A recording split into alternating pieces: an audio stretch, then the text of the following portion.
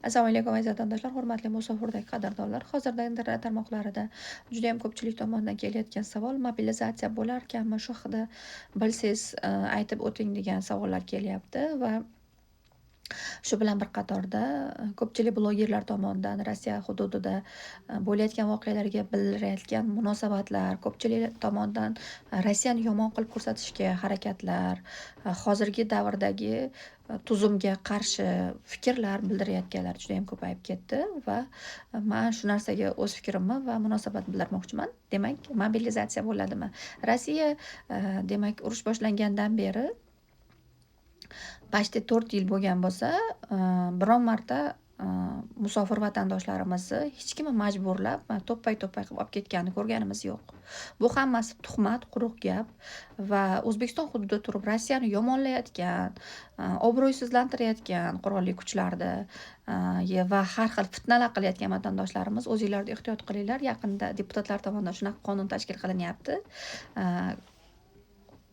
Boshqa davlatda turib Rossiyani yomonlayotganlar so'raladi va Rossiyaga olib kelinib, Rossiya qonunlari bo'yicha jazolaniladi va davlat fuqarosini berib yuboradi. Keyin yana Rossiya hududida jinoyat sodir qilib qochib ketayotganlar, sizlarga ham tegishli bu narsa. Jinoyat jiddiy bo'lsa, albatta so'ralib, bu davlatga qaytib kelinib va shu yerda o'zinglar jazolarni o'taysizlar. Mobilizatsiyaga keladigan bo'lsak, mobilizatsiya bo'lmaydi hech qanaqa sentyabr oyida. Bundan keyin ham bo'lmaydi, sentyabrdan tashqari ham, chunki tugash arafasida turibdi. Bu nima? Butun dunyoga qarshi Rossiyani bitta o'zi kurashdi. Tarixdan biz ko'rishimiz mumkin, Rossiya hech qachon bunday katta qarshilikka uchramagan. Hech qaysi urushda ham Rossiyani bitta o'ziga butun dunyo qarshi chiqmagan. Hozir Yevropa va turli Amerika, hamma davlatlar ma'lum miqdorda sanksiyalar orqali ta'ziq o'tkazib, qurol yetkazib berish, даже biz internet tarmoqlarida ko'rdik, Rossiyaga o'sha Kolumbiya, yana boshqa davlatlardan ham pul uchun kelgan yollanma askarlarni hududga qarshi kurashganlarini pul uchun urushayotganlarni ko'rdik. Mobilizatsiya bo'larkan deb davlatni yomon ko'rsatib, xalqni yurgan migrantlarga shov-shuv qilayotgan vatandoshlarimiz mobilizatsiya bo'lmaydi. Bu hammasi quruq gap. Ishonmanglar hech qaysi gap so'zlarga.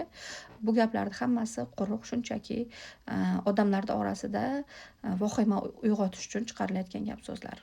Hech qachon mobilizatsiya bo'lmaydi. Bo'lgan taqdirda ham musofirda yurgan o'zga davlat fuqarolarini olib ketishmaydi. O'zga davlat fuqarolari o'sha Rossiyada berilayotgan kontrakt pullariga qiziqib, fuqarolikka qiziqib, o'z xohishlari bilan borishyapti urushga. Hech kimni hali urib olib ketib qolgani yo'q. O'shaning uchun voy unday bo'pti, voy bunday bo'pti, voy unday bo'pti deb chiqarayotganlar hammasi yolg'on, tuhmat gaplar. Hech kim hech qayerda hech kimni majbur olib ketgani yo'q. Hamma o'z xohishi bilan ketadi. Bu yerda majburlash yo'q. O'zinglarni ehtiyot qilinglar, jinoyat sodir qilmanglar, bu ko'chaga kirmanglar. Jinoyat sodir qilganlar jinoyatdan qutulish uchun ketyapti. Ko'pchilik dokumentda muammo bo'lganlar ham urushga ketyapti. Fuqarolik olib, dalisiga yaxshi yashash uchun. O'shaning uchun hurmatli chala blogerchalar, tushunmaydigan barashkalarim, o'zinglarni ehtiyot qilib turinglar. Sizlar ham kelib hali bu yerda o'tab ketasizlar. Qilayotgan gapinglarga deyishsa qilib berasizlar. Hali chiqarayotgan tuhmatinglarga o'zinglarni asrab, faqat o'lib qolmanglar.